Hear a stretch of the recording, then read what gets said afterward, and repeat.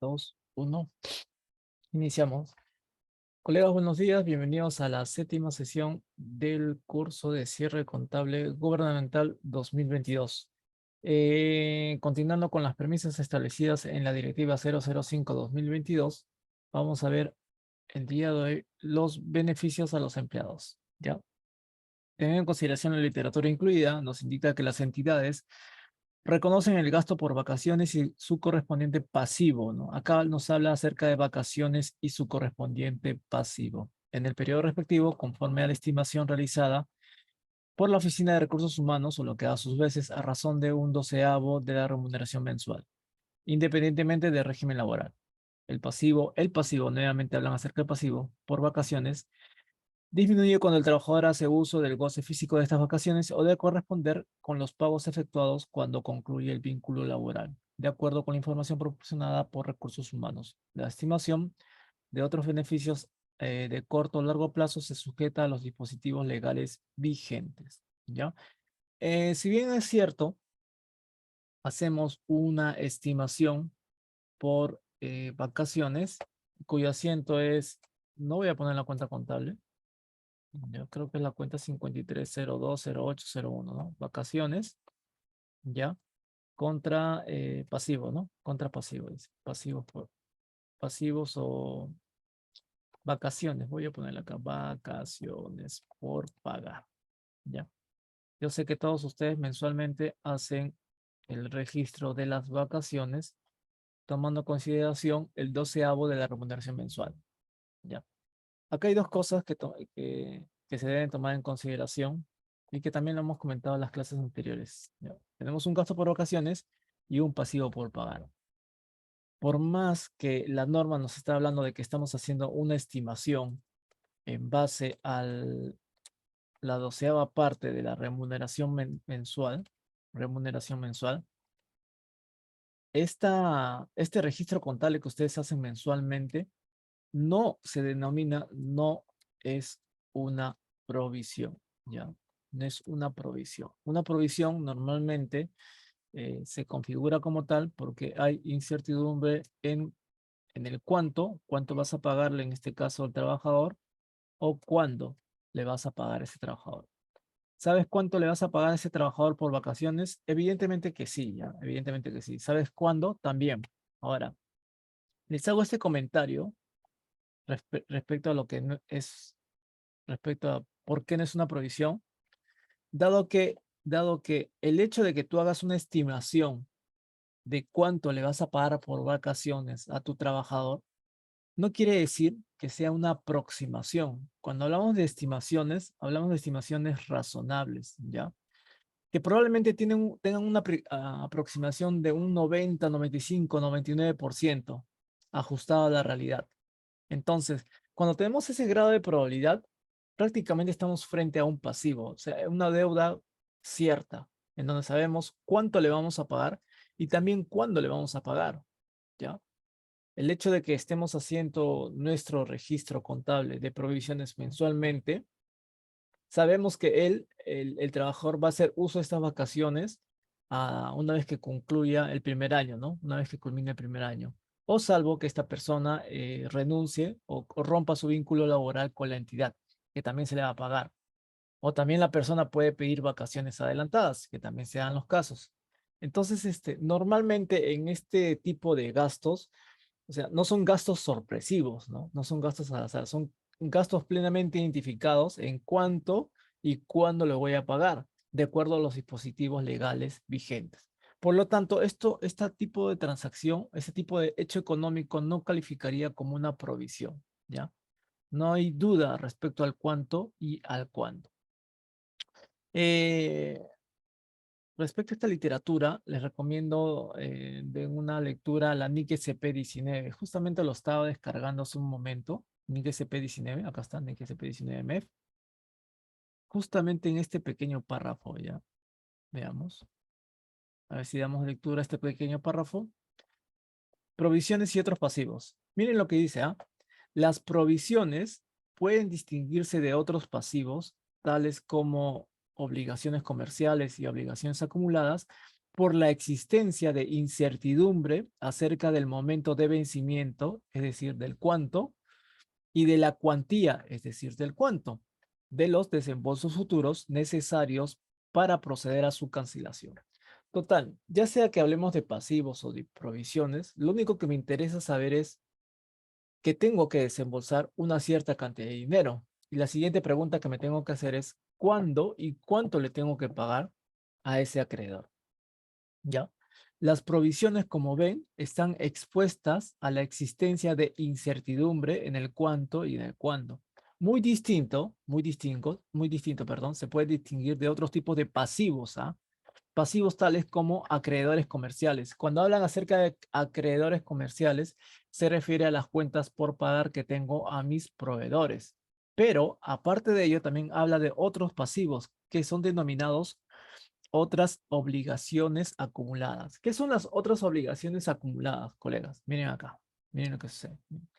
Las obligaciones acumuladas son cuentas por pagar, estamos hablando de pasivos, por el suministro o recepción de bienes o servicios que no han sido pagados, facturados, acordados formalmente con el proveedor, e incluyen partidas que se deben, perdón, e incluyen partidas que se deben a los empleados. Por ejemplo, a causa de partes proporcionales de las vacaciones retribuidas acumuladas hasta el momento del cierre. Cuando ustedes registran estas obligaciones, estas vacaciones por pagar, son denominadas, según la NIC 19, como otros pasivos, ¿ya? Otros pasivos. Entonces lo voy a poner acá. A este tipo de vacaciones, a este tipo de conceptos se le llama otros pasivos. Específicamente se le da el nombre de obligaciones, porque son obligaciones presentes, provenientes de un hecho pasado, obligaciones acumuladas. ¿No ven que todos los meses ustedes hacen el registro de vacaciones por pagar mensualmente y cada mes van acumulando las vacaciones que tienen por pagar a su empleado? Ya, esas vacaciones son consideradas pasivos, obligaciones presentes. No hay duda de que debes ese importe al trabajador y se le denomina específicamente obligaciones acumuladas. ¿Ya? Toma el nombre de obligaciones acumuladas.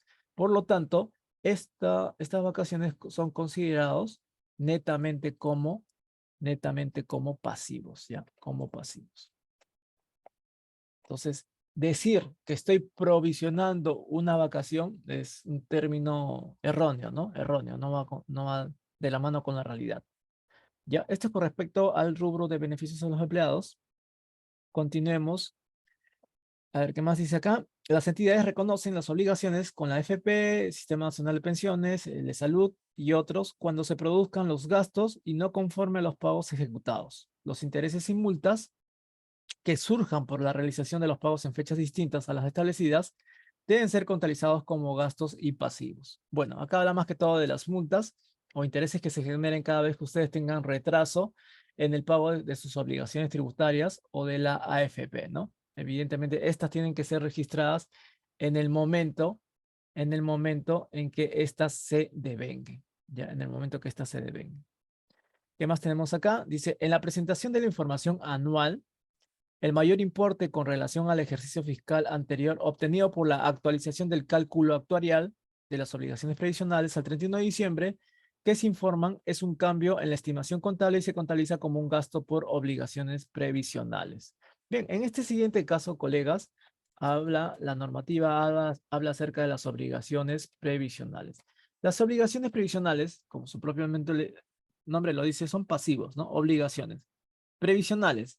Previsionales, eh, son estimaciones en realidad, ¿no? Obligaciones que sirven para prever desembolsos futuros. ¿A qué se refiere principalmente esto? A las pensiones. Se refiere a las pensiones por pagar. Las pensiones por pagar. Cuando ustedes seguramente en sus unidades ejecutoras deben tener pensionistas, ¿ya?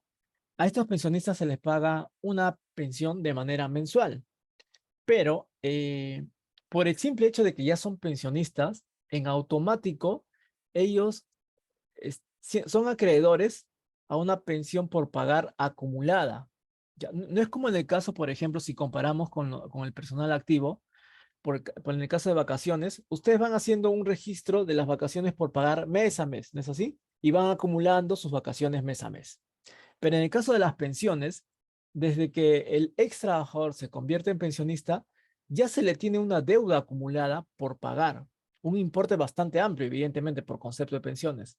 Pero claro está que no toda esa pensión acumulada que él ha obtenido, que el ex trabajador ha obtenido a través de los años, no se le va a pagar en un solo mes, ¿no es así?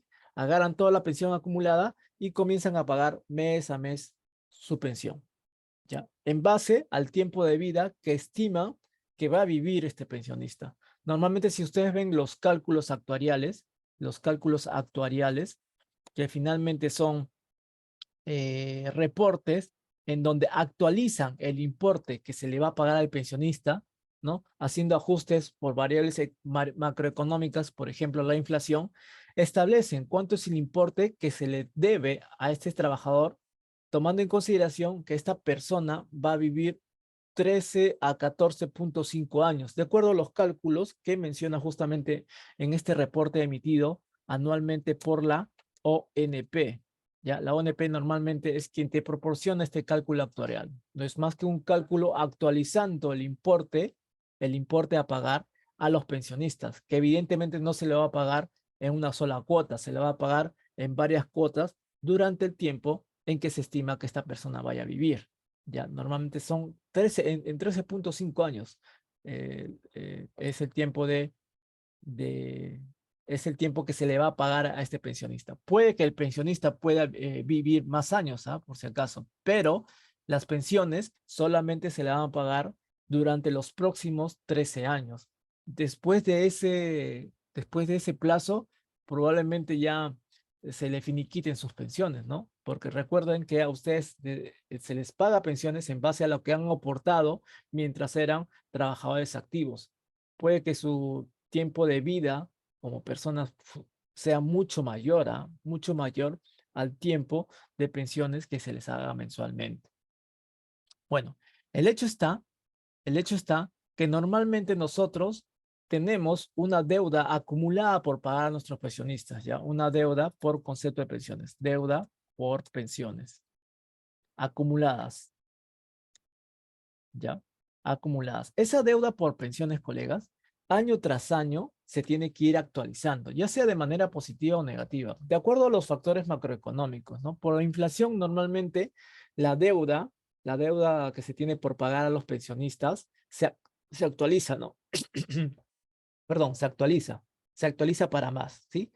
Entonces, esa actualización aumentando el valor de la deuda no constituye para nosotros una corrección de un hecho económico. No estamos corrigiendo un hecho económico, simplemente estamos actualizando la estimación de cuánto le teníamos por pagar a estos pensionistas.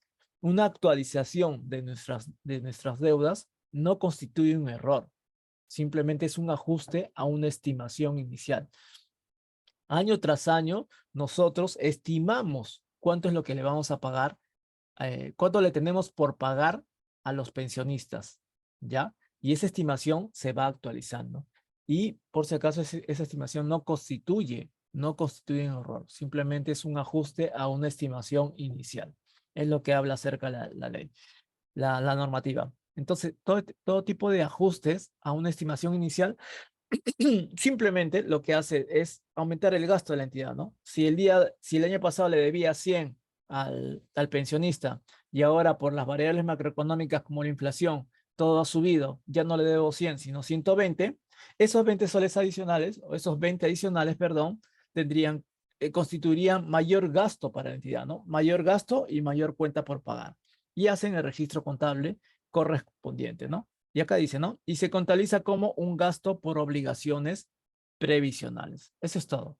Todo tipo de ajuste a una estimación inicial no constituye un error, sino una actualización de los hechos económicos. ¿Ya? Eso con respecto a las obligaciones previsionales. Obligaciones previsionales. A ver, veamos, creo que hay una consulta. Veamos. Jorge Cueva nos comenta, Laura, buenos días. En el caso de los trabajadores activos de la 2530, la ONP también hace llegar su cálculo actuarial. Sí, sí, Jorge, así es. Si el trabajador es activo en la 2530, ya sea a trabajadores activos y cesados, tanto de la 2530 como de la 19, no, perdón, de la 2530, ¿no? Tanto activos como cesantes, perdón. La ONP a fin de año ya te proporciona esa información, pero depende de recursos humanos. Normalmente recursos humanos, tengo entendido, llena un formato, ¿no? Con la relación de todos esos trabajadores. La ONP lo único que hace es coger los datos de los trabajadores informados por recursos humanos y actualiza las deudas que se le tiene por pagar. ¿Ya? O sea, hipotéticamente, si tú tienes trabajadores activos en la 2530, pero recursos humanos no le informa de ese hecho a la ONP simplemente va a actualizar la relación de trabajadores activos o cesantes que recursos humanos le haya informado, ¿ya? Así que mucho cuidado con eso, siempre una revisión al reporte que envía recursos humanos porque puede estar desactualizada, ¿ya? Magali nos consulta, en caso una entidad ya no cuente con pensionistas, igual el área de recursos humanos debe indicar mediante documento, claro, claro. Si hipotéticamente ustedes ya no cuentan con pensionistas, este, eh, y tomando en consideración que ustedes tienen pensiones por pagar en su contabilidad, tendrían que ver por qué esa distorsión, ¿no? Porque ustedes tienen deudas por pagar y recursos humanos no te informa de los pensionistas. Normalmente, en condiciones normales, colegas, tú tienes una relación de pensionistas. Por ejemplo, en mi caso tengo como 132, sí, 131 pensionistas, pero año tras año van falleciendo, ¿ya? En promedio, 7 a 10 pensionistas. Y bueno, evidentemente la deuda por pagar se va consumiendo, ¿no? Pero no necesariamente se consume de manera definitiva, porque el pensionista puede fallecer, pero su pensión se le traslada a la viuda, pues, ¿no? A la viuda. O a veces, en muchos casos, a los hijos, ¿no? De acuerdo a las condiciones especiales en que se encuentren los hijos. Entonces, pero en muchos de los casos sí, las obligaciones previsionales por el fallecimiento de los pensionistas va disminuyendo. Habría que ver el contexto de la situación de cada unidad ejecutora, ¿ya? Ahora, también dice, la consulta indica, en caso de una entidad ya no cuente con pensionistas, igual el área de recursos humanos debe indicar mediante un documento o debe también indicar ONP.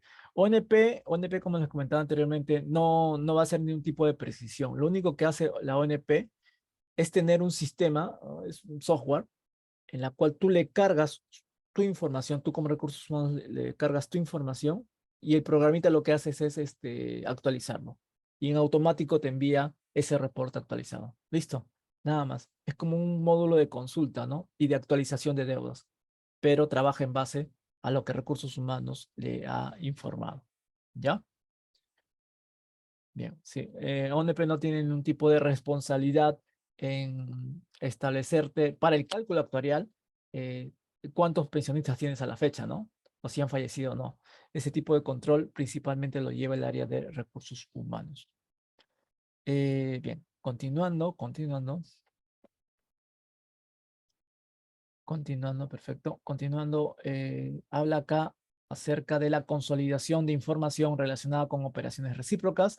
Las entidades están obligadas a conciliar todas las transacciones recíprocas que mantengan en cada periodo de presentación, según lo que establezca la DGCP, incluyendo todas las transferencias entregadas y recibidas. Sin embargo, no se encuentran obligadas a considerar operaciones recíprocas las transacciones cuyos importes sean menores o iguales a las 10 UITs, derivadas de la rendición de cuenta de expediente SIAP con tipo de operación, encargos internos, viáticos, apertura de caja chica, rendición de encargos, rendición de caja chica y similares.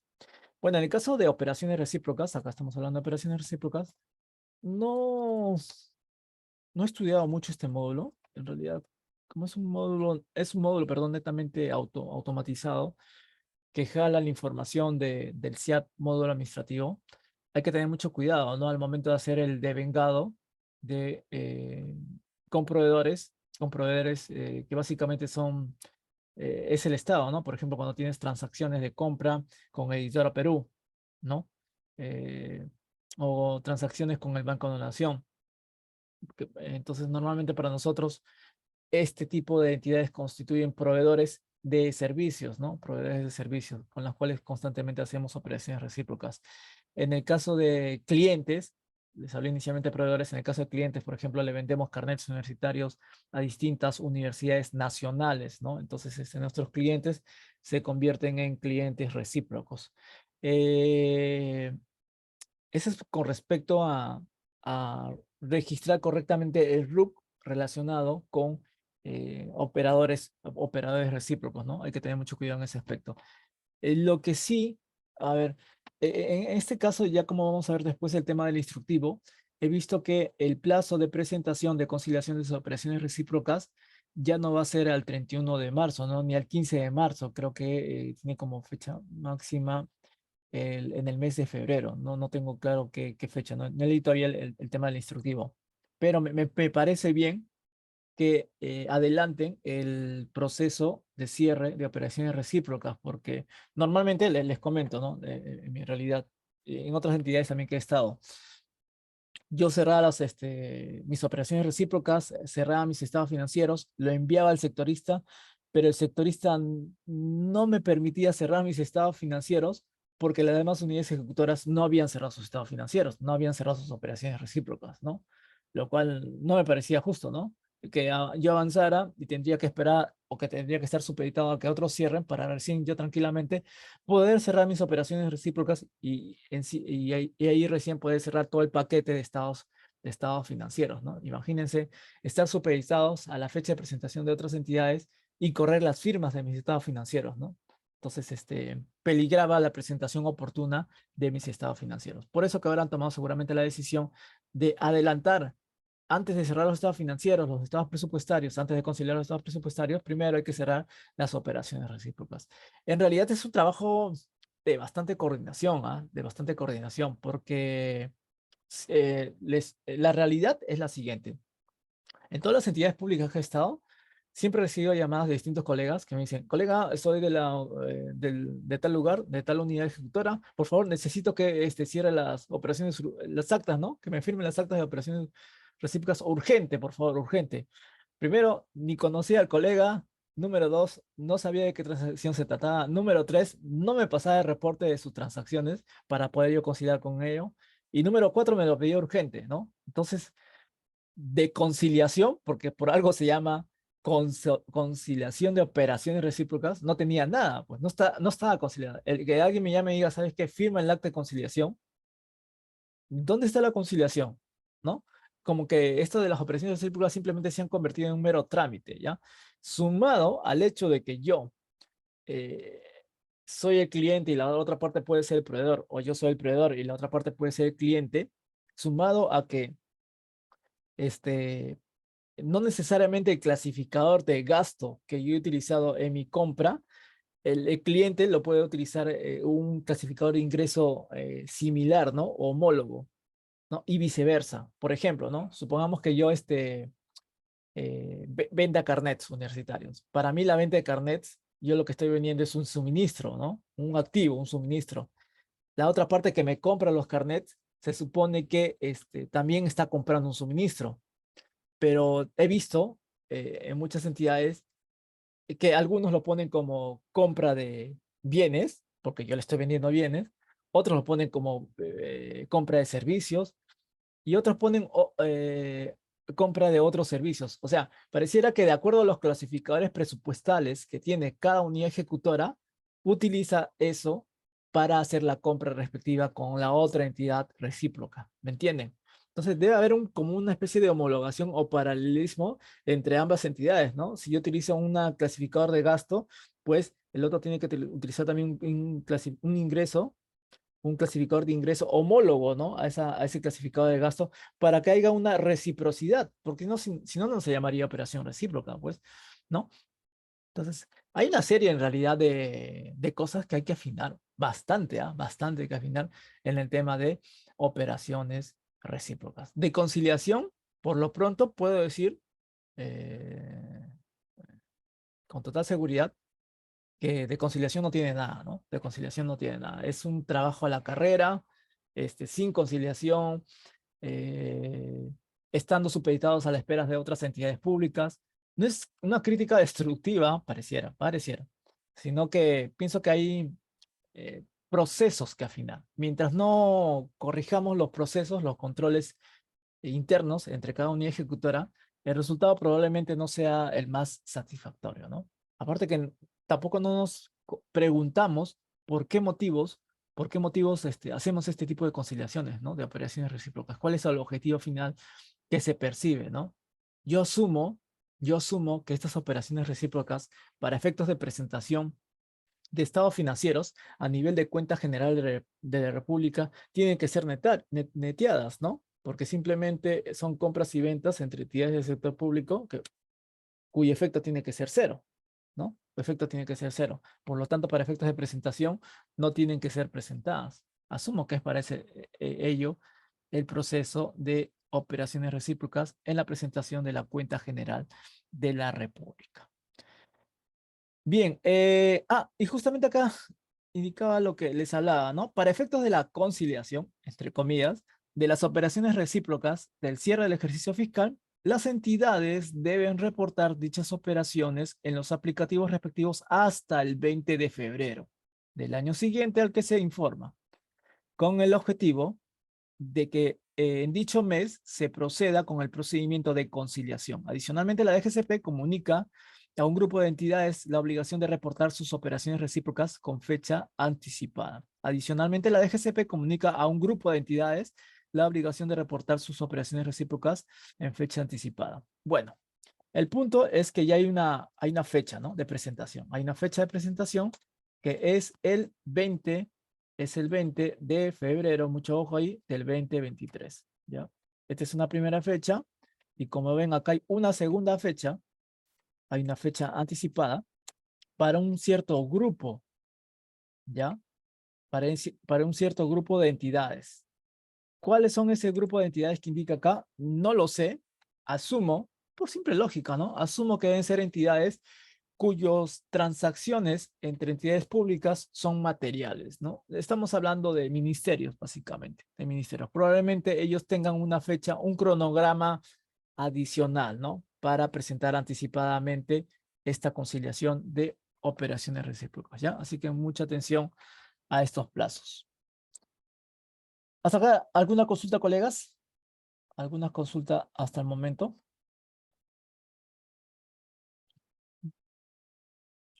Bien. Estamos bien con el audio, ¿no? Antes de continuar, por favor, me confirman. ¿Todo bien con el audio de la pantalla?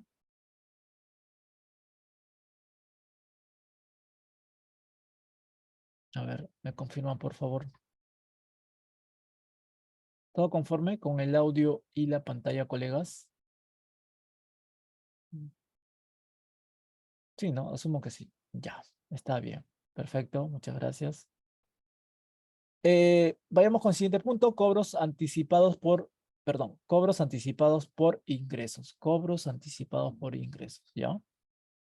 Los montos recibidos por los gobiernos locales, distritales o provinciales por concepto de tributos cobrados en forma anticipada a la ocurrencia del hecho imponible, o sea, del hecho económico, se reconocen como pasivos por tributos diferidos. Cuando tenga lugar el hecho imponible, se cancela el pasivo reconocido y se reconoce su correspondiente ingreso sobre el impuesto sobre la propiedad inmueble o sobre el impuesto sobre la propiedad no inmuebles o impuesto selectivo o productos específicos. Bueno, demasiada letra para una cita contable. Es básicamente un detalle de cómo registrarías un cobro anticipado por ingresos. Acá, evidentemente, tenemos que ir sí o sí al estudio de la NIC SP9, ¿no? Ingresos de transacciones con contraprestación. Les recomiendo, mi recomendación particular, es que también lean la NIC 18, sector privado. Si se pudiera, también la NIC 14 me parece. A ver, vamos a ver, antes de continuar. ah, un segundo, sí, NIC 14. Un segundo, por favor. La NIC 14. 11, ¿no? Es el 11. Sí, perfecto. La NIC 11, ya. La NIC 11, contratos de construcción y sobre todo, la NIF 15, ¿ya? con, contratos con clientes, NIF 15, ¿ya? Solamente los pongo como referencia. Tiene toda historia tiene toda una historia cada una de estas NICs. Si lo estudiamos desde un punto de vista literal, de acuerdo al contenido que tiene cada una de ellas, evidentemente va a tornarse totalmente aburrido, ¿no? Totalmente tedioso. Pero siempre es bueno, ya en futuras ocasiones, ya les iré avisando, vamos a ver un poco acerca de estudio de cada uno de estos conceptos, ¿ya? Por lo pronto les voy a adelantar algo, tomando en consideración estos cobros de anticipos por ingresos. En el tema de ingresos, cuando yo hago un cobro, por ejemplo, acá dice por, por los montos recibidos por los gobiernos regionales, ustedes saben que los gobiernos locales, distritales o provinciales, siempre cobran impuesto predial, ¿no? Impuestos prediales o arbitrios, ¿no? Puede ser arbitrios también. Arbitrios, ¿sí? Y estas cobranzas justamente figuran como actividades de operación, ¿ah? En el estado de flujo de efectivo. Entonces, ¿qué sucede? ¿Qué sucede? Cuando ustedes cobran impuestos predial o arbitrios, hacen su determinado y su recaudado, ¿no? Finalmente lo que hacen es cobrar los arbitrios o los impuestos en un mes X, ¿no? En un año X, perdón, de un año X, ¿no? Y obtienen ustedes un ingreso, ¿no? Ingreso por impuesto predial, se me ocurre, ¿no? Por impuesto predial, ¿sí? Ya. Entonces, la norma va más que todo enfocada acá, ¿ya? Hay que tener mucho cuidado en registrar una transacción como ingreso o como un ingreso diferido. ¿Por qué?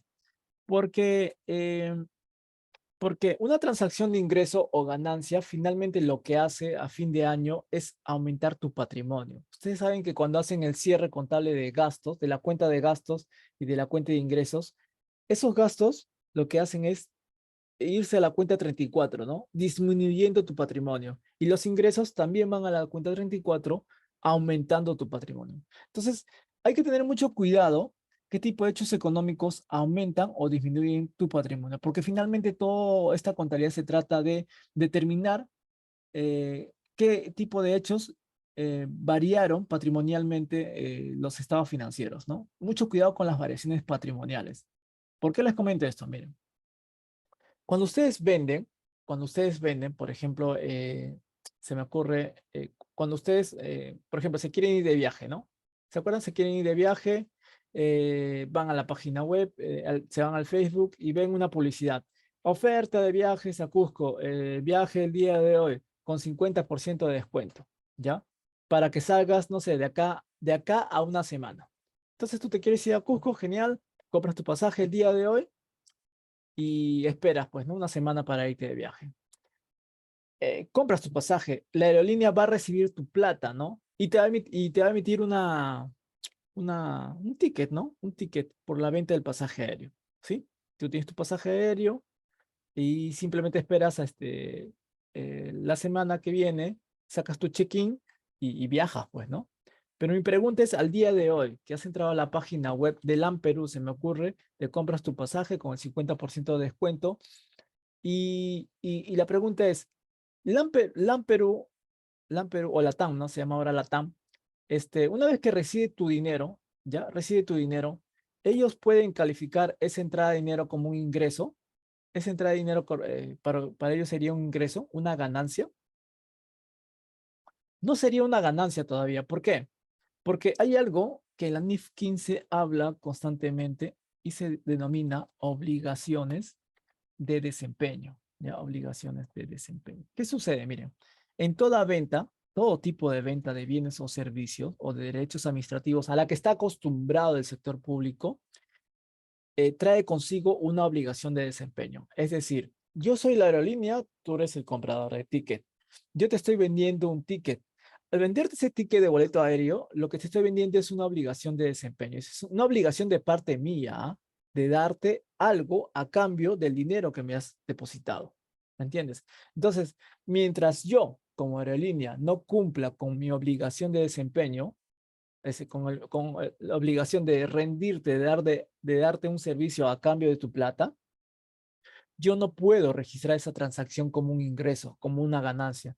Yo no puedo decir, ya gané en esta transacción. ¿Por qué? Porque yo no te he dado nada a cambio del dinero que me has depositado, ¿no? Entonces, por lo tanto, para mí, ese dinero que recibo de parte tuya, para mí, constituye un ingreso diferido.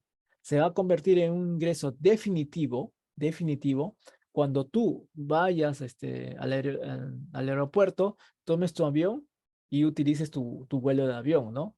Recién ahí, yo como aerolínea habré cumplido con mi obligación de desempeño, de brindarte el servicio de transporte aéreo. Y recién ahí tengo que hacer la reclasificación del impuesto, perdón, de la ganancia diferida, eh, reclasificándolo a una ganancia definitiva, ¿ya?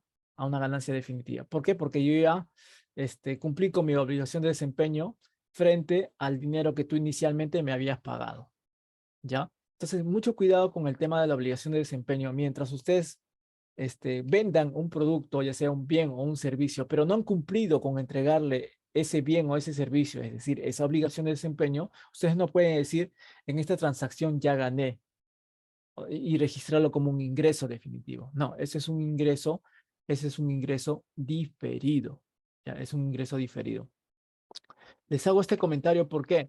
Porque muchas veces nos guiamos de que por el simple hecho de haberle emitido una factura de venta a alguien, se traduce en que ya he vendido algo, que ya he ganado algo. Y en realidad, muchas veces las obligaciones de desempeño no se cumplen en el mismo momento en que tú realizas la venta. En realidad, la gran mayoría de entidades públicas a nivel nacional ya prestan, realizan venta de bienes, servicios y de derechos administrativos, normalmente no lo hacen el mismo día. O sea, normalmente el usuario, el contribuyente, lo que hace es se acerca, paga por el bien o el servicio o el derecho administrativo y tiene que esperar 7, 15, 30 días, 60 días para que la unidad ejecutora recién atienda el servicio o el bien que está solicitando el contribuyente, ¿ya? Y eso podemos hacer el mapeo en distintas unidades ejecutoras. O sea, por ejemplo, Ministerio de Cultura.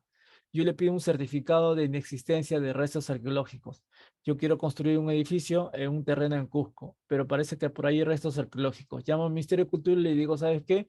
Revísame o confírmame que efectivamente no hay restos arqueológicos en ese lugar para yo poder construir mi edificio. Entonces voy al Ministerio de Cultura, le pago 1.500 soles, ellos me emiten mi recibo de venta, ¿sí?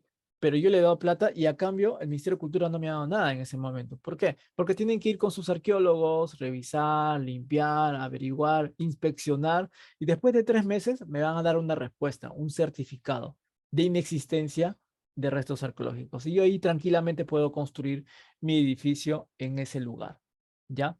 Pero como ven, la obligación de desempeño por parte del Ministerio de Cultura no es en automático, ¿no? Apenas tú le pagues, ¿no? Tarda el tiempo.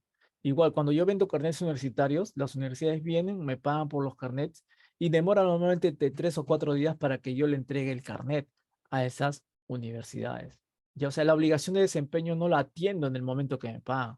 Igual pasa con todas las o gran parte de las entidades públicas, ¿ah? O sea, no es que tú pagas y en automático te entregan el bien o el servicio que tú estás solicitando, ¿no? Depende mucho de la naturaleza del bien o servicio que tú estás comprando, ¿no? Para que la otra parte tranquilamente pueda reconocer esa transacción como un hecho, como un ingreso definitivo. Igual pasa con las municipalidades. Hay muchos contribuyentes que pagan su impuesto predial, otros que se retrasan en el pago de su impuesto predial o de árbitros, pero hay otros vecinos, hay otros contribuyentes que pagan el impuesto predial y los árbitros por adelantado, ¿no? De forma anticipada. Entonces, pagan pagan impuesto predial y arbitrios por un servicio que la municipalidad aún no les ha dado, por una obligación de desempeño que aún no lo ha transferido al contribuyente.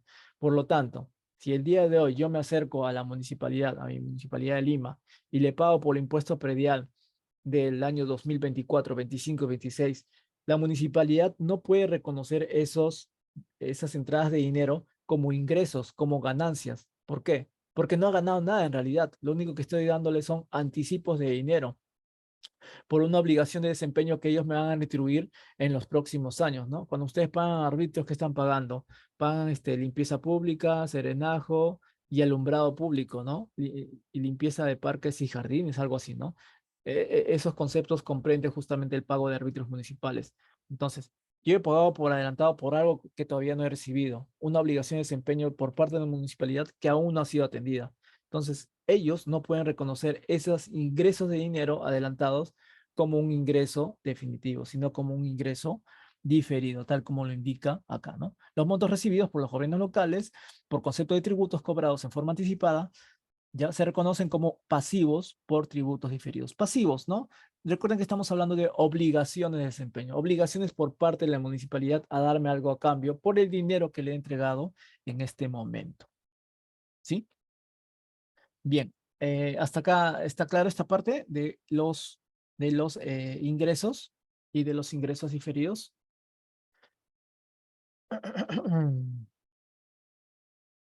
Bien, bien. Entonces, hay otro rubro también que habla acá la norma, es referente a las concesiones de servicios, ¿no? Bueno, todas las reglas de juego, colegas, referente a las concesiones de servicios están establecidas en esta directiva 006 2014, ¿no?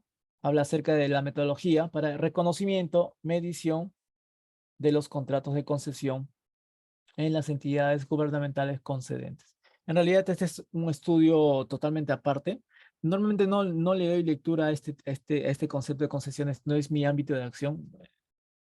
Trato de expresarles casuísticas relacionadas con mi experiencia, ¿no? Concesiones en realidad están establecidas dentro de la NIC SP 32, que será materia de estudio para otra oportunidad. No he estudiado a fondo las concesiones de servicio, en realidad nunca me ha tocado una concesión de servicio. Sé que hay entidades como Proinversión y Petroperú que utilizan mucho estos conceptos, pero ya lo veremos esta pequeña cápite en futuras oportunidades, ¿ya? NIC SP32, concesiones. Bien, después de ello, habla acerca de la corrección de errores contables de ejercicios anteriores. Miren, a ver, vamos a ver qué nos trae al respecto, ¿ya? Con respecto a este tema. Dice lo siguiente. La corrección de errores contables relacionados con cuentas de resultados de ejercicios anteriores, independientemente de su importe, es responsabilidad de cada entidad y son registrados en la cuenta de resultados acumulados, con excepción de los registros que requieran reclasificaciones, ¿no? Ah, acá, acá esta literatura nos habla acerca de errores, ¿ya? Si nosotros damos lectura a la NIC SP8, veamos acá, NIC SP8, perdón, NIC SP3, acá está NIC SP3, a veces lo confundo con las NICs del sector privado. NIC SP3 dice políticas contables, cambios en estimaciones y errores, ¿ya? Y errores. La NIC SP3 justamente nos habla acerca de los errores. Solamente para mencionarles respecto a este tema, yo sé que nadie está libre de los errores, ¿no? El ser humano no es perfecto, no estamos libres de los errores, pero lo que sí podemos saber, ¿ya? Es el porqué de la raíz de la existencia de estos errores. Los errores, a lo largo de mi experiencia, he podido ver que no son situaciones al azar, no son situaciones sorpresivas. O sea, no es porque el error apareció ahí porque se le ocurrió, ¿no? No, eh, siempre el error tiene algún tipo de causa, ¿ya? Y normalmente las causas de los errores son por dos cosas, de acuerdo a mi experiencia. Son por falta de controles internos, ¿ya? Controles internos.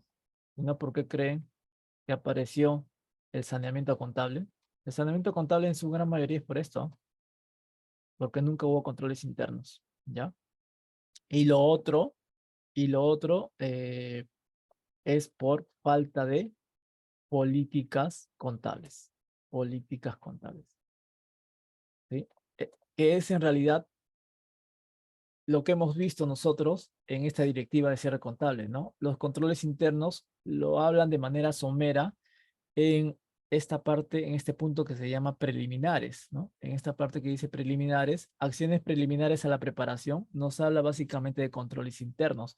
Claro, de manera muy somera, ¿no? Bastante somera. En realidad, los controles internos, para que puedan ser entendidos, tienen que ser, tienen que ser leídos en cuanto a lo que corresponde Sistema Nacional de Control, ¿no?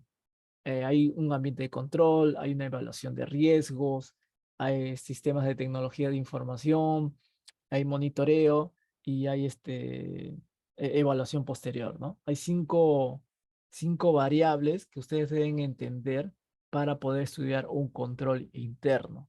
Yo sé que es un curso aparte, un curso más relacionado con la auditoría, pero es clave para cualquier proceso que ustedes realicen en sus unidades ejecutoras. Con los controles internos adecuados, probablemente el nivel de error que tengan en sus contabilidades sea mínima. Lo que busca un control interno es aminorar los riesgos, riesgos en cuanto al mal uso de los recursos del Estado, ¿ya?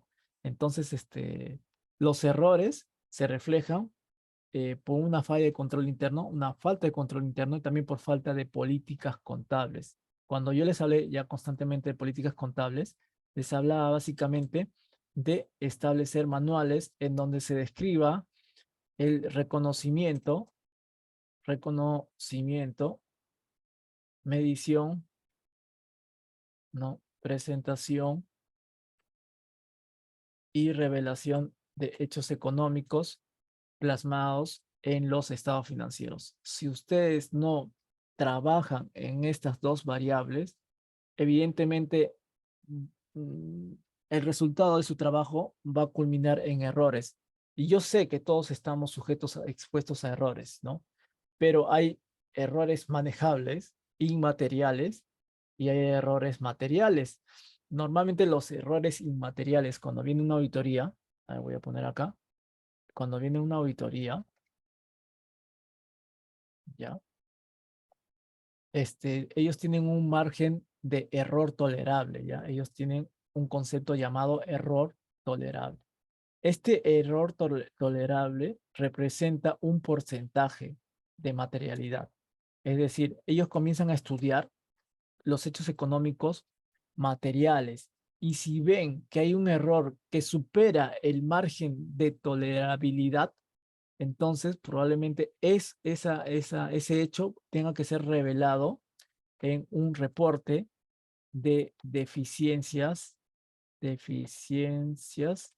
significativas, ya, significativas, ¿no? Llamados RDS, ¿ya? Pero si descubren un hecho económico cuyo error sí es tolerable porque no pasó excedía ese porcentaje de materialidad, pues simplemente lo van a registrar en la carta de control interno, en su carta de control interno, ¿ya?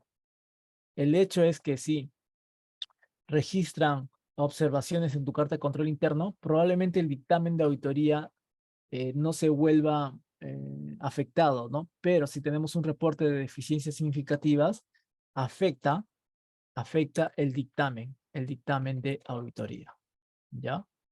El dictamen de auditoría. ¿Y por qué? Porque el error no es tolerable, pues, ¿no? ¿No? En este caso, en el segundo caso, no afecta, ¿no? No afecta normalmente, no afecta el dictamen de auditoría, ¿no? En la mayoría de los casos, ¿ya? Entonces, mucho cuidado por eso, mucho cuidado por eso. Les hago este comentario, colegas. Yo sé que finalmente los errores, ustedes lo registran, así como indica acá, ¿no? En la cuenta de resultados de ejercicios anteriores, ¿no? Pero no podemos tan alegremente de decir, me equivoqué, a la cuenta 34, ¿no? O sea, la cuenta 34 está totalmente mal utilizada, ¿no? Aparte de que, si ustedes utilizan esta cuenta 34, sirve como referente al auditor para saber en dónde va a poder atacar, ¿no? En dónde va a poder atacar. O sea, no es que ustedes estén corrigiendo un hecho al utilizar la cuenta 34. Tienen que saber por qué utilizan la cuenta 34 y qué les llevó a llegar a esa situación, ¿no? de utilizar la cuenta 34. Sí, porque me equivoqué, porque es un error. Sí, pero ¿por qué? ¿Por qué apareció ese error? Hubo falla de control interno, una falla de políticas contables, ¿no? Hay errores aritméticos, errores por desconocimiento, errores adredes, que no solamente representan una corrección en la cuenta 34, sino también una sanción administrativa, ¿ya? Entonces, mucho cuidado con el tema de errores y de corregir principalmente las raíces, ¿no? Las raíces de esos errores. Eh, Otra parte que critico bastante es que constantemente nos hacen auditorías, pero no nos ponen en contexto de, de por qué nos observan tales o cuales, tales o cuales procesos o hechos económicos, ¿no? Sé que hay una carta de control interno, sé que hay un informe corto, hay un informe largo, sé que nos indican cuáles son nuestros errores, pero no nos dan una noción más general, ¿no? Debiste hacer primero esto, y para evitar esto en procesos futuros vas a hacer esto o esto, ¿no? O sea, de frente te ponen el error, corrígelo y carita triste, ¿no? Ahí tu frente, por haber hecho mal las cosas. Y después viene otro auditor el siguiente año y lo mismo, ¿no? El mismo procedimiento, pero no te dan un contexto general de cómo tienes que pararte para futuros errores que se puedan presentar, ¿no?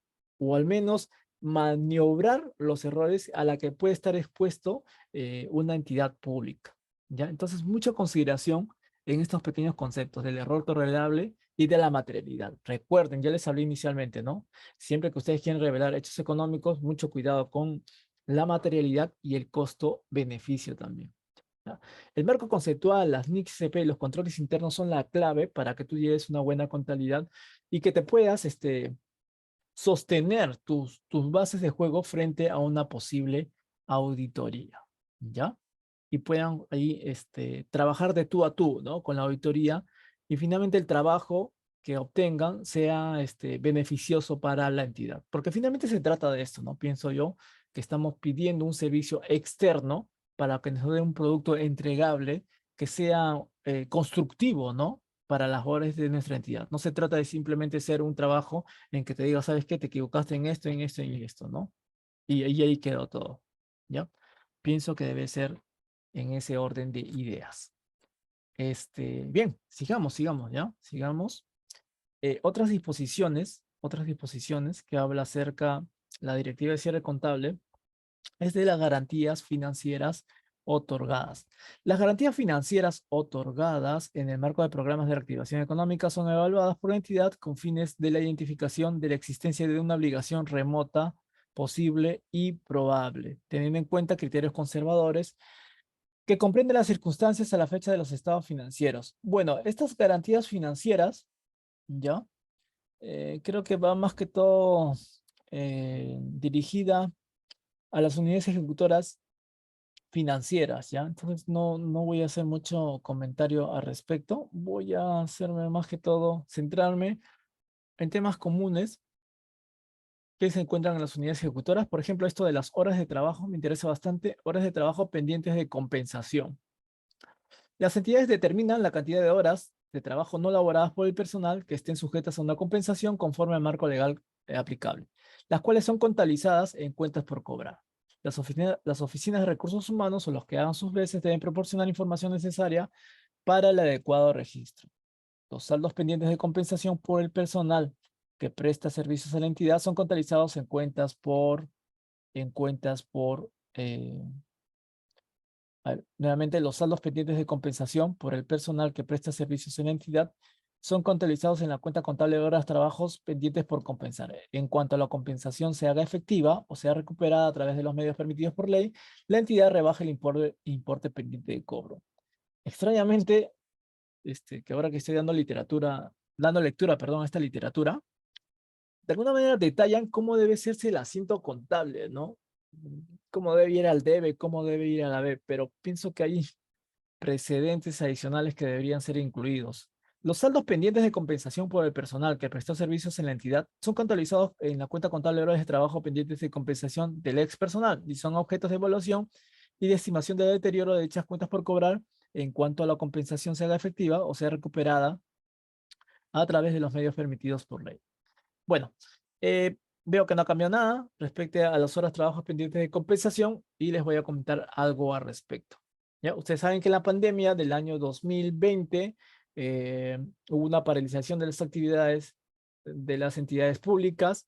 El personal no iba a trabajar por no exponerse a la pandemia del COVID-19, pero a pesar de ello, el Estado siguió abonándoles su remuneración mensual, ¿no? Una remuneración mensual por un servicio que no habían entregado a sus distintas unidades ejecutoras. Entonces, esta remuneración que se les entrega a las unidades a favor de los trabajadores para que no se vean afectados por la pandemia, constituye una cuenta por cobrar, una cuenta por cobrar al personal, que posteriormente se podía ir compensando a través de ya sea vacaciones, ya sea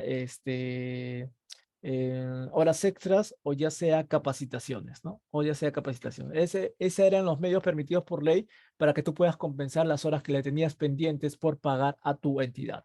¿Ya? Y es lo que menciona acá eh, en la normativa, ¿no? Pero aparte de ello también indicaba, esto era para el caso de los trabajadores activos, pero había muchos trabajadores que renunciaron en su momento y que no llegaron a pagarle la totalidad de horas a la entidad. ¿Ya? Entonces, ¿qué se decidió por este personal? Pues que el área de recursos humanos registra a través de un aplicativo de Servir todas las horas que tenía pendiente por pagar a este personal. ¿Para qué? Para que la entidad donde fuera, estatal en este caso, la entidad estatal donde fuera, pudiera continuar con el seguimiento de esas horas que tenía pendiente por compensar.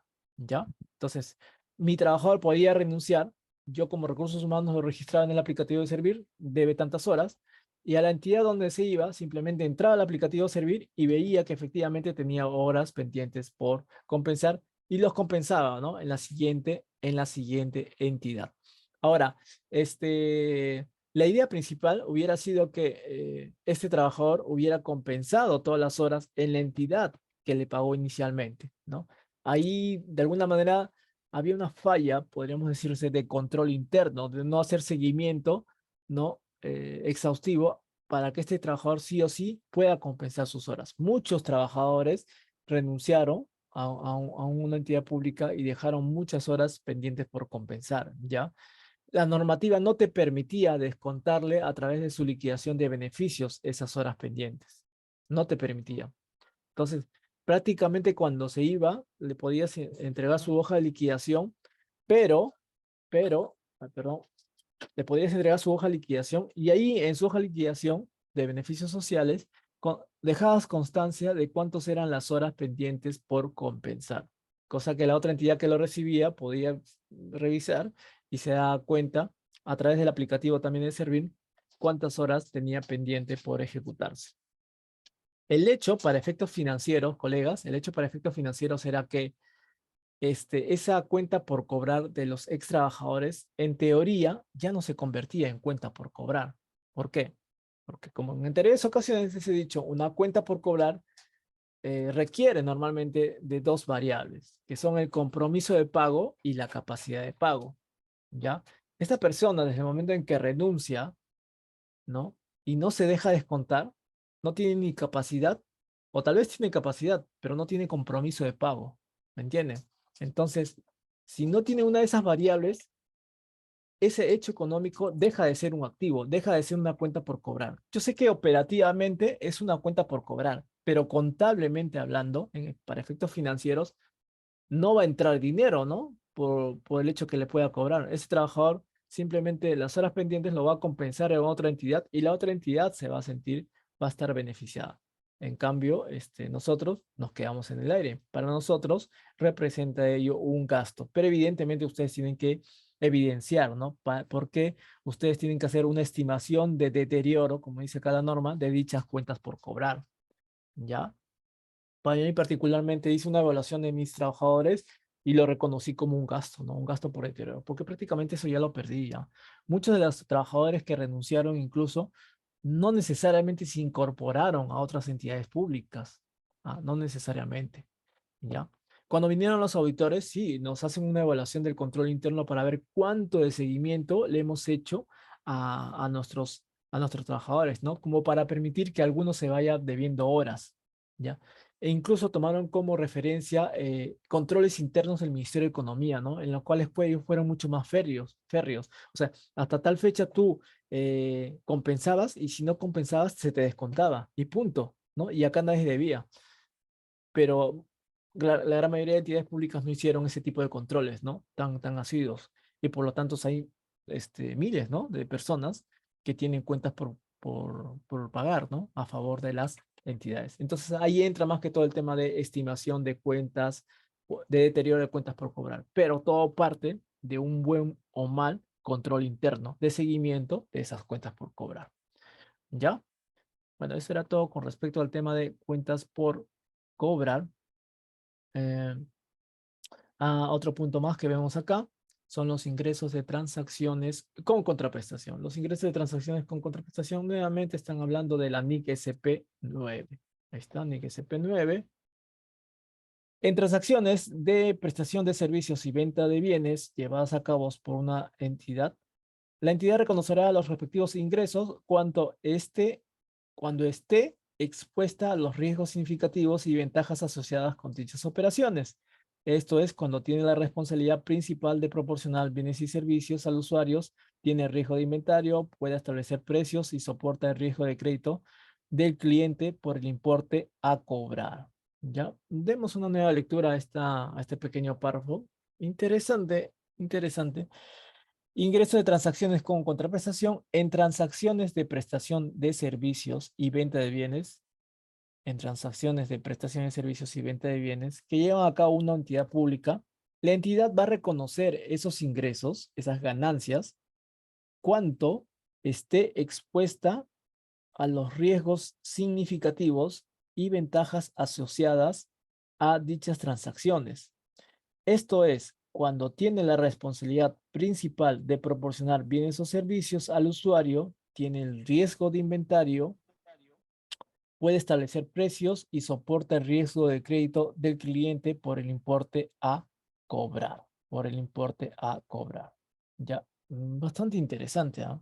En realidad cada vez que veo una literatura, siempre hace afinaciones o estudios adicionales a lo que dice la NIC SPNB. Esta literatura, por si acaso, no está tan precisa en la NIC SPNB, pero les voy a comentar algo a cambio. Con un ejemplo sencillo, ¿ya? Con un ejemplo bastante sencillo. Yo me dedico a la compra y venta de televisores, ¿no? Compro televisores a 300 y los vendo a 500, ¿sí? Ya, 300, me costó 300 y lo vendo 500. Evidentemente estoy ganando 200, ¿ya? Quien compre mis televisores, primero lo va a revisar. Cuando lo revise, lo pruebe, va a estar contento con ese televisor y pues me va a pagar los 500 y yo le voy a dar su boleta, le voy a dar su televisor y él se va a ir. Ya, al momento de hacer esa entrega del televisor y de su boleta, yo tranquilamente puedo decir que ya gané en esa transacción, ya reconocí ese ingreso de una transacción con contraprestación, con contraprestación. ¿Por qué? Porque cuando yo le vendo, le entrego ese bien, ese televisor al cliente, le estoy transfiriendo dos cosas, riesgos y beneficios. Riesgos, ¿por qué? A ver, riesgos, ¿por qué? En un segundo voy a silenciar en audio. Riesgos, ¿por qué? Porque ese cliente se puede llevar su televisor, lo puede llevar a su casa y en su casa lo pueden robar. O en el transcurso del camino el taxista le puede robar su televisor. No sé, está expuesto a un riesgo, está expuesto a su responsabilidad, ¿no? Por ser el neo titular de este activo. Pero también le transfiero los beneficios, es decir, los beneficios del uso que le dé este televisor, ¿no? Va a su casa, lleva su televisor y puede ver su partido de fútbol. Entonces, cuando yo le transfiero los riesgos y beneficios al cliente, entonces tranquilamente puede decir que ya le transferí el control de ese activo. Ya no es mi activo, ¿ah? Como vendedor, ya ese activo de esta persona. Basta que le transfiera el control. Cuando hablo del control, hablo del control sobre el uso de ese activo. El simple hecho de darle el control del uso del activo hace que también le traslade todos los riesgos y beneficios a esa persona. Recuerden que un activo es un recurso controlado que te genera beneficios económicos o un potencial de servicio. Depende del uso que le des. Si lo quieres revender o lo quieres utilizar para beneficio propio, ¿no? Entonces, pero le estoy trasladando el control del uso, del poder de ese activo a esa persona. Cuando yo hago ese traspaso de riesgos y beneficios, tranquilamente yo le puedo decir que este es un ingreso de transacciones con contraprestación, ¿ya? Pero aparte de ello dice lo siguiente, miren, esto es cuando tiene la responsabilidad principal. A ver, creo que hay un audio que se está colando.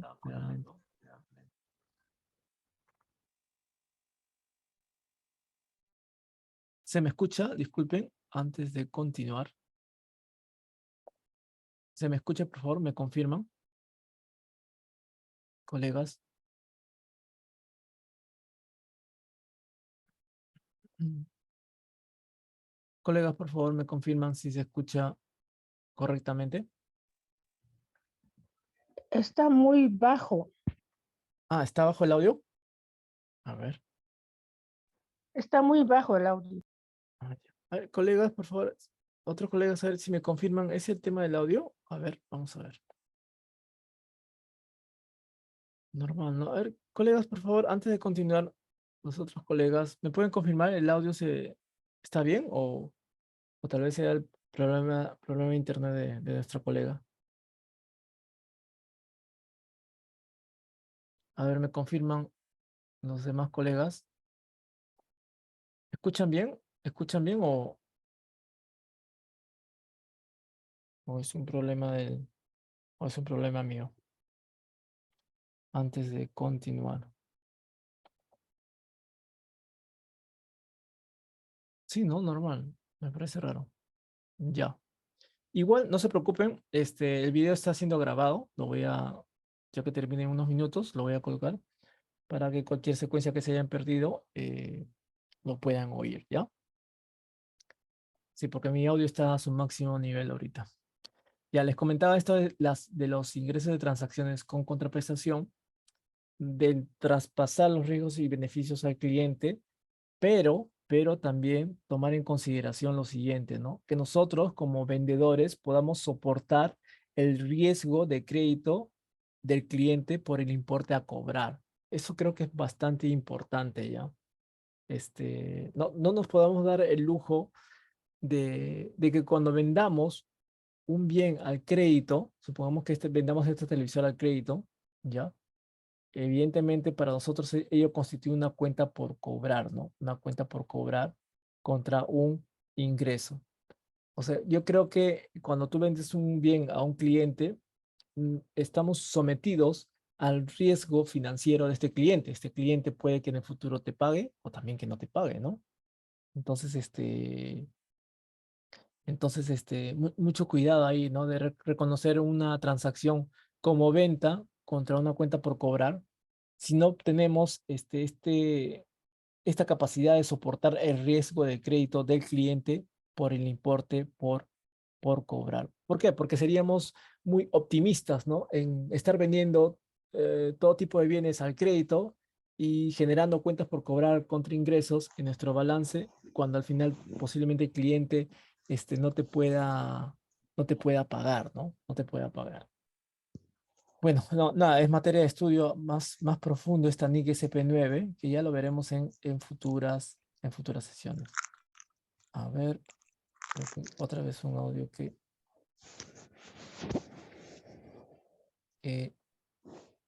está cruzándose ahí.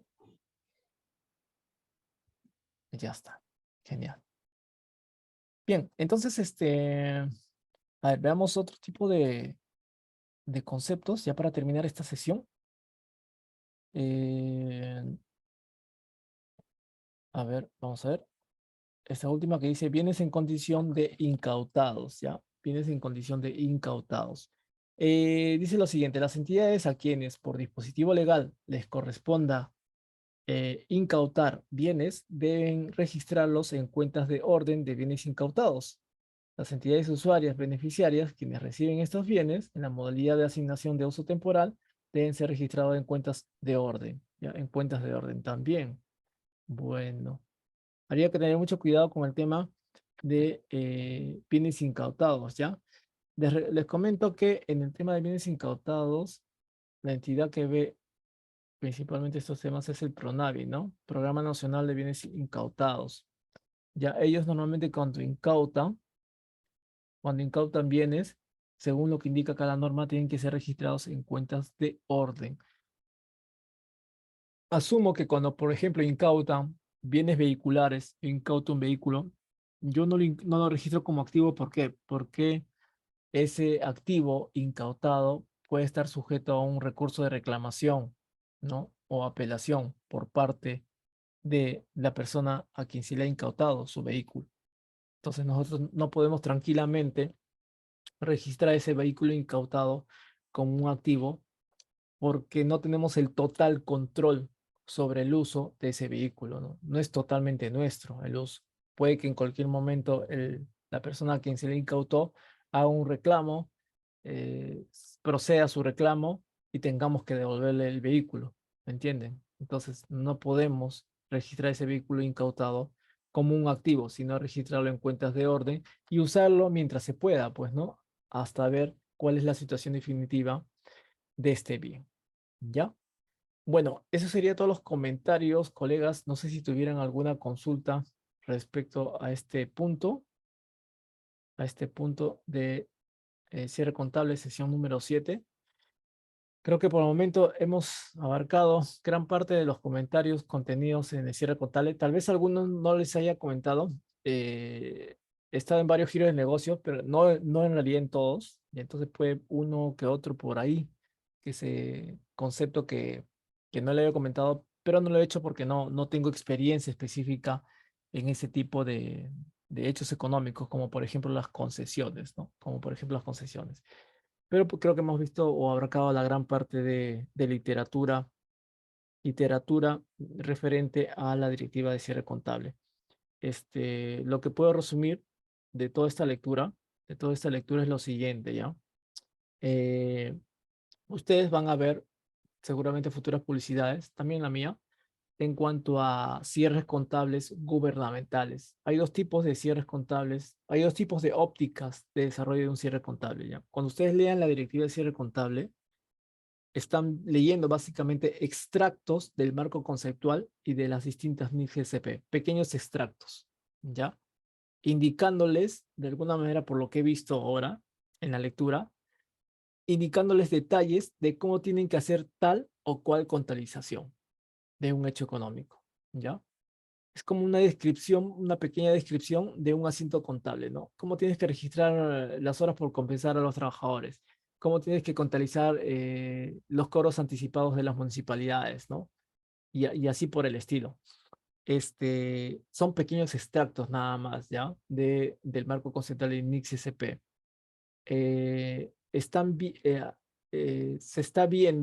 Se está viendo el estudio del cierre contable desde un punto de vista doctrinal.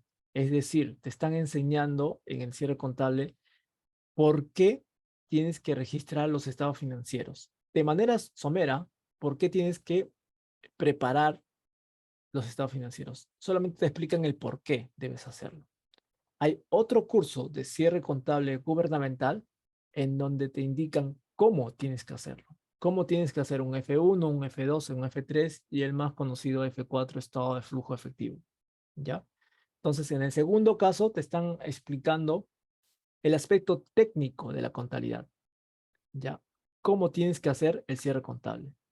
Acá solamente hemos hablado someramente, ¿ah? Solamente he hecho algunos comentarios de por qué tienes que hacer los estados financieros, ¿no? Que normalmente es obtener información útil para la toma de decisiones. La gran pregunta radica en ustedes, ¿ya? Esta pregunta tienen que hacerse a ustedes. ¿Qué quieren aprender? ¿Cómo tengo que hacer los estados financieros o por qué tengo que hacerlos? ¿No? Van a haber diversidad de opiniones. ¿Ah? A mí me interesa saber solamente cómo hacerlo. No me digas por qué tengo que hacerlo. ¿Ya? Se respeta su opinión. Pero, eh, por experiencia propia, si no saben por qué lo hacen, probablemente tengan muchas dudas en el proceso de cómo lo están haciendo, ¿ya? El proceso de aprender por qué lo están haciendo es un proceso de aprendizaje mucho más largo. Implica estudio de marco conceptual y NIC-CP. El proceso de aprendizaje de saber cómo hacer los estados financieros, haciendo uso de programas, macros, reportes en Excel, el proceso de aprendizaje es mucho más corto, ¿ya? Mucho más corto. Pero muchas veces hacemos algo sin saber por qué lo estamos haciendo, ¿no? Entonces, siempre tienen que ir de la mano estos dos aspectos, doctrina y técnica. ¿Por qué lo hago y cómo lo hago? ¿Ya? Nada, de antemano les doy las gracias por asistir a todas estas sesiones de cierre contable gubernamental. Como ven, solamente me he dedicado a comentarles pequeños párrafos abreviados del por qué se hace estados financieros. El cómo se hace, ya seguramente les estaré enviando la publicidad en los grupos de WhatsApp. Ya he recibido invitaciones de algunas entidades para poder hacer este curso de preparación de estados financieros, ¿no? Haciendo uso del aplicativo del F1, F2, F3 y el F4, aparte de los anexos financieros, ¿no? Los AFs, ¿ya? De antemano les doy las gracias por su participación en estas sesiones que finalizan el día de hoy. Voy a colgar el video, sesión número 7 me parece. Ahí están todas las sesiones, por si acaso en mi canal de YouTube. Les agradecería, me ayudarían bastante si por favor comparten este material entre sus colegas. ¿Sí? Entonces, muy agradecido, les dejo continuar con vuestras labores y nos vemos hasta otra próxima sesión. Gracias a todos. ¿Ah? Gracias, Jorgito. Buenos días a todos.